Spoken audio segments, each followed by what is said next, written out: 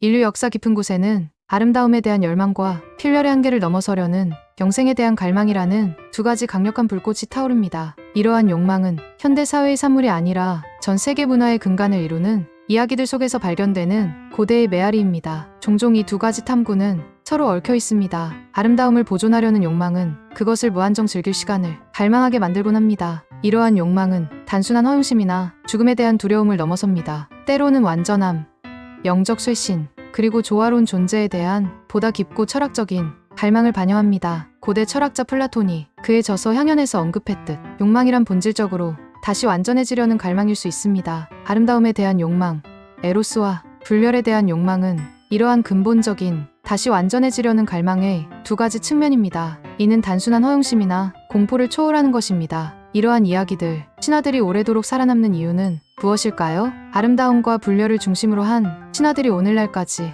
우리를 사로잡는 이유는 무엇일까요? 이러한 이야기들은 단순한 소원 성취의 판타지를 넘어 의미를 찾고 운명을 통제하며 자신보다 더 큰 무언가와 연결되려는 더 깊은 심리적 욕구를 건드리기 때문일 것입니다. 에로스와 프시케 신화는 사랑, 신뢰, 그리고 불멸을 향한 영혼의 여정을 탐구하며 우리를 사로잡습니다. 그리스 신화는 인간이란 무엇인가를 반영하며 의미 찾기, 치명적인 결함 직면과 같은 근본적인 경험을 다룹니다. 이러한 신화들이 다양한 문화권에 걸쳐 지속적으로 나타난다는 사실은 생명, 죽음, 의미, 그리고 존재 자체의 본질에 대한 근본적인 실존적 질문들과 씨름하려는 인류 공동의 시도를 시사합니다. 이야기는 이러한 탐구를 위한 주요 도구로 사용되었습니다. 아름다움과 불멸을 추구하는 맥락에서 이러한 주제들의 광범위함은 단순한 예시하기가 아니라 삶의 가장 큰 질문들에 대한 각 문화의 이해를 탐구했던 복잡한 트림을 시사합니다. 불멸에 대한 욕망은 필연적으로 필멸의 삶의 가치, 시간의 본질,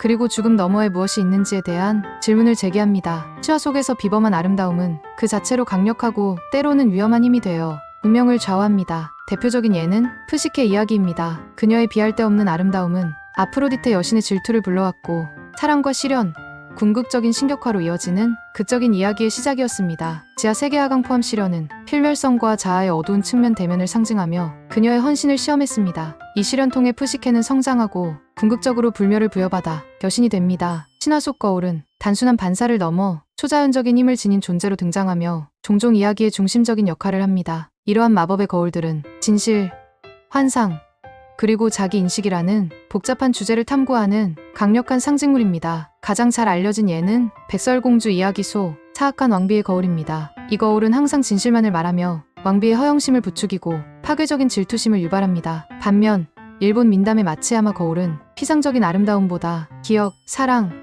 그리고 내면의 힘을 상징합니다. 그리스 신화 속 나르키소스의 연못은 자신의 이미지를 비추는 거울 역할을 하여 치명적인 자기애로 이끕니다. 이러한 신화 속 마법 거울들은 근본적인 이중성을 구현합니다. 한편으로는 진실을 드러내는 객관적인 도구가 될 수 있지만 다른 한편으로는 환상과 파괴적인 허영심의 매개체가 될 수도 있습니다. 거울의 마법은 종종 자아 또는 인식된 현실과의 대면을 강요하여 성장 또는 파멸로 이끄는 데 있습니다. 이러한 거울들은 수동적인 물체가 아니라 이야기에서 능동적인 참여자이며 그 반사는 자기 인식 또는 그 부족과 도덕적 선택의 중요한 기로를 촉발합니다. 고대 신화는 신들이나 특별한 존재만이 누릴 수 있는 불멸의 삶을 가능하게 하는 다양한 영약과 신성한 음식 이야기로 가득 차 있습니다. 이러한 물질들은 단순한 생명 연장을 넘어 종종 신성한 힘, 지혜, 혹은 특정 문화의 우주관과 깊이 연결되어 있습니다. 그리스 신화에서 암브로시아와 넥타르는 신들의 음식 또는 음료로 그것을 섭취하는 자에게 장수나 불멸을 부여합니다. 이러한 신성한 음식은 주로 신들을 위해 마련되었지만 때때로 신격화된 헤라클레스나 프시케 같은 필멸자에게 주어지기도 했습니다. 암브로시아와 넥타르는 그리스 신화에서 불멸이 주로 신들의 속성임을 강조하며 관련된 이야기들은 종종 오만과 필멸자와 신 사이의 경계라는 주제를 탐구합니다. 북유럽 신화에서 전룸의 여신 이두는 나그나로크 때까지 북유럽 신들을 젊게 유지시켜주는 황금 사과를 보관합니다. 이 사과는 활력과 회춘을 상징하며 로키의 배신으로 이둔이 납치되었을 때 사과 없이는 신들이 급격히 늙기 시작하며 이 사과의 중요성을 강조합니다. 이둔의 사과는 특정 마법의 음식이 전체 신들의 지속적인 젊음과 불멸이 직접적으로 연결됨을 보여줍니다. 중국 신화에서 불멸의 복숭아는 불멸자들이 먹는 신비로운 과일로 장수를 부여합니다. 서왕모와 관련 있으며 수천 년에 한 번씩 열리는 복숭아 연회에서 신들에게 이 과일을 대접합니다. 원숭이 왕 손오공은 복숭아를 훔쳐먹고 불멸과 능력을 얻습니다. 불멸의 복숭아는 불멸의 원천을 둘러싼 고도로 조직화된 천상의 관료 체제를 보여줍니다. 인도의 힌두 전통에서 암리타는 불멸을 의미하는 신성한 감로이며 데바와 아수라가 얻기 위해 경쟁하는 사무드라 만타나 신화의 중심입니다. 소마는 베다 전통에서 의뢰용 음료, 식물, 신을 의미하며 소마를 마시면 불멸을 얻는다고 합니다. 암리타와 소마는 인도의 종교적, 의례적 구조에 깊이 뿌리내리고 있으며 육체적 불멸뿐만 아니라 영적 깨달음, 신성한 행복, 해탈을 상징합니다. 고대 이집트에서 앙크 상징은 생명과 영원한 생명을 나타냅니다. 신들은 종종 앙크를 들고 있거나 사람들에게 건네주며 생명을 주고 보존하는 그의 힘을 상징합니다. 이집트인들은 아름다움, 화장품, 머리카락을 다산, 재생, 그리고 영생 달성과 연결했습니다. 앙크는 이집트인들의 영생에 대한 집착을 보여주는 강력한 시각적 상징이며 화장품 및 미용 관습과의 연관성은 육체적 외모와 의례적 미화가 차후 세계로의 안전한 통과와 재생에 필수적이었던 전체론적 관점을 드러냅니다. 이러한 다양한 문화권에서 불멸의 주요 원천은 신성한 영역에 존재하거나 신들에 의해 통제됩니다. 필멸자들은 일반적으로 신성한 은총, 뛰어난 업적 또는 속임수를 통해 이러한 혜택에 접근하며 이는 진정한 불멸은 고유한 필멸의 손이 닿지 않음을 강조합니다. 또한 이러한 영약과 음식은 풍부한 우주론적 이야기, 의례 관행, 그리고 불멸을 영적 순수, 깨달음, 우주 질서와 연결하는 복잡한 상징 체계에 깊이 뿌리내리고 있습니다. 신화와 전설 속에는 영원한 생명이나 젊음을 약속하는 강력한 유물들이 등장합니다. 이러한 아이템들은 종종 인간의 적극적인 탐구나 지혜 혹은 특별한 운명을 통해 얻어지며 신성한 음식이나 영약과는 또 다른 방식으로 불멸에 대한 갈망을 투영합니다. 현자의 돌은 비금속을 금으로 변환시키고 회춘과 불멸을 가능하게 하는 생명의 영약을 만들 수 있다고 믿어졌던 신화적인 연금술 물질입니다. 연금술의 궁극적인 목표인 위대한 작업의 결과물로 완벽함과 신성한 깨달음을 상징했습니다. 현자의 돌은 단순한 신의 선물이 아니라 인간의 노력, 지식, 변형을 통해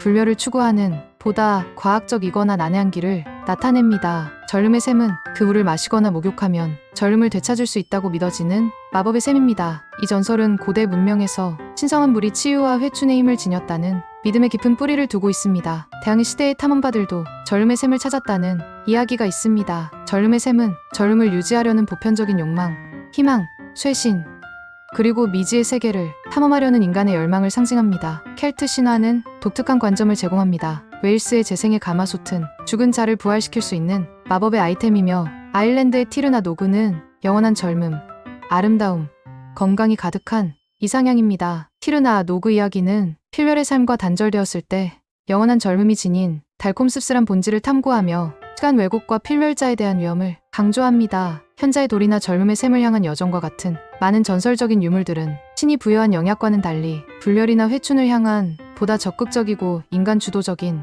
추구를 나타냅니다. 이는 지식, 탐험 또는 비교적 난해한 관행을 통해 자신의 수명과 활력을 통제하려는 인간의 욕구를 강조합니다. 또한 이러한 아이템이나 장소에 의해 부여된 신화적 불멸 또는 영원한 젊음은 종종 결함이 있거나 조건적이거나 상당한 절충안을 수반하여 진정으로 바람직한 영원한 존재가 무엇인지에 대한 더 깊은 고찰을 촉발함을 보여줍니다. 불멸에 대한 갈망은 인간 본성의 깊은 곳에 자리 잡고 있지만 신화와 이야기는 종종 영원한 삶이 반드시 축복만은 아니라고 경고합니다. 끝없는 시간은 권태와 고독을 낳을 수 있으며 때로는 인간성을 상실하거나 자연의 섭리를 거스르는 대가를 치러야 할 수도 있습니다. 많은 이야기에서 불멸은 부정적으로 그려집니다. 끝없는 삶에 필연적으로 따르는 권태와 목적 상실감, 영원한 젊음 없이 불멸만 주어지거나 끔찍한 변형을 겪는 경우도 있습니다. 고전 신화 속 티토노스는 불멸을 얻었지만 영원한 젊음은 얻지 못해 끝없이 늙어가는 비빅을 맞이합니다. 불멸의 삶이 죽음에 대한 두려움을 키우거나 늙어가는 정신과 젊은 육체의 부조화 등 심리적 고통도 묘사됩니다. 필멸 사회로부터의 소외,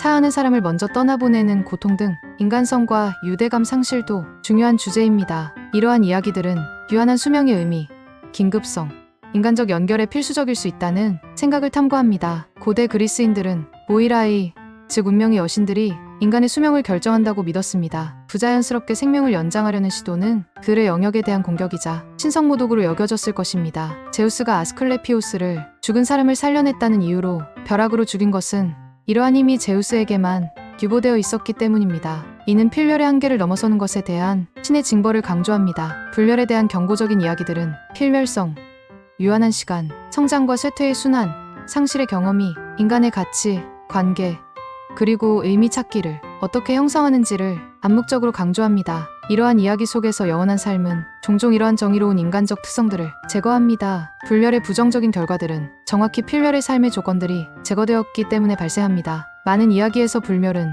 개인을 완벽하게 만드는 것이 아니라 기존의 결점을 증폭시키거나 새로운 심리적 부담을 만듭니다. 그것은 자동으로 지혜나 행복과 동일시되지 않습니다. 아름다움과 영생에 대한 고대의 갈망은 현대 사회에서도 다양한 방식으로 그 메아리를 울립니다. 과학기술의 발전은 과거 마법과 신화의 영역이었던 문제들에 새로운 해법을 제시하는 듯 보이지만 그 근저에 깔린 인간의 욕망과 윤리적 질문들은 여전히 고대의 이야기들과 맞닿아 있습니다. 고대 그리스인들이 수명을 운명으로 받아들였던 관점은 현대의 항로와 집착에 대한 역사적 반론을 제공합니다. 수명 개입을 불경하게 여겼던 그들의 생각은 오늘날의 상황과 대조됩니다. 현대의 항로화 산업과 생명 연장 연구는 비록 과학적 수단을 통하지만 젊음의 셈이나 생명의 영약을 찾던 고대의 탐구와 맥을 같이 합니다. 이는 고대의 믿음과 이야기가 현대의 태도 및 과학적 노력에 계속 정보를 제공하거나 대조됨을 보여줍니다. 파트리샤 피에트카와 같은 현대 예술가는 민속, 영성, 양자 물리학 같은 개념 활용해 기억 보존하고 아름다움 포착하며 불멸을 탐구합니다. 예술은 사랑하는 사람이나 순간에 불멸을 부여하는 방법이 됩니다. 나이키, 스타벅스, 삼성, 애플 같은 현대 브랜드는 신화적 주제와 원형을 사용하여 보편적인 인간의 욕망과 투쟁에 호소하며 정서적 유대감을 형성합니다. 불멸이라는 주제는 공상, 과학, 판타지 등 픽션에서 여전히 널리 퍼져 있으며 종종 경고의 이야기로 등장합니다. 이러한 예들은 아름다움과 불멸에 대한 신화적 개념이 순수 예술에서 소비재 브랜딩, 대중오락까지 현대 문화의 다양한 측면에 지속적인 영향을 미침을 보여줍니다. 현대 사회는 장수와 향상된 아름다움에 대한 탐구를 마법, 신화 영역에서 과학, 기술, 의학의 영역으로 크게 전환시켰습니다. 그러나 근본적인 욕망과 일부 윤리적 질문들은 고대 이야기들을 반영합니다. 현대 브랜딩에서 신화적 인물과 원형을 사용하는 것은 이러한 고대 상징들이 여전히 강력한 심리적 힘을 지니며 제품을 시대를 초월한 인간의 열망과 연관시킴으로써 소비자 정체성을 형성하고 깊은 정서적 유대감을 형성할 수 있음을 나타냅니다. 이는 인간의 핵심적인 욕망과 두려움을 표현하기 위해 개발된 신화의 상징적 언어가 상업화된 맥락에서도 여전히 효과적임을 보여줍니다. 아름다움과 불멸에 대한 보편적인 열망은 다양한 문화권의 신화와 전설을 통해 다채롭게 표현되어 왔습니다. 이 이야기들은 단순한 오락거리를 넘어 문화적 지혜, 심리적 통찰, 그리고 철학적 성찰의 보고입니다. 과학과 한미성의 시대에도 불구하고 이러한 고대 이야기들이 계속해서 우리를 매혹하고 영감을 주는 이유는 무엇일까요? 그것들은 아마도 존재, 아름다움, 그리고 인간 조건에 관한 우리의 가장 깊은 희망과 두려움을 표현할 수 있는 언어를 제공하기 때문일 것입니다. 이러한 고대 이야기들은 과거의 유물이 아니라 우리 자신과 우리의 시대를 초월한 열망에 대한 이해를 계속해서 알려주는 살아있는 이야기입니다. 아름다움과 불멸에 관한 신화의 집합체는 인류의 가장 높은 열망과 고유한 한계에 대한 광범위하고 교차 문화적인 탐구 역할을 합니다. 이 이야기들은 동시에 우리의 꿈을 키우고 그 잠재적 대가에 대해 경고합니다. 수많은 문화권에 걸쳐 이렇게 다양한 이야기가 존재한다는 사실은 이러한 열망과 한계라는 이중적 주제를 이야기하고 탐구하려는 지속적인 인간의 필요성을 시사합니다. 현대적 해석과 사용은 우리가 여전히 이러한 고대의 청사진을 사용하여 현대의 욕망과 도전을 이해하고 있음을 보여줍니다. 신화의 구체적인 내용에서 광대한 문화적 차이에도 불구하고 아름다움, 영속적인 삶, 그리고 의미에 대한 근본적인 욕망은 놀라울 만큼 일관됩니다. 이는 지리적, 역사적 경계를 초월하는 인간 경험의 근본적이고 통일적인 측면을 시사하며 이러한 신화들을 보편적으로 공감할 수 있게 만듭니다. 다양한 신화적 렌즈를 통해 표현된 이 공유된 갈망은 공통된 인간 조건과 존재에 관한 동일한 근본적인 희망과 두려움과 씨름하는 집단 무의식을 강조합니다. 오늘 이야기가 흥미로우셨다면 좋아요와 구독 부탁드립니다. 지금까지 무슨 괴물이야의 괴물이었습니다. 다음 시간에 더욱 기묘하고 흥미로운 이야기로 찾아뵙겠습니다.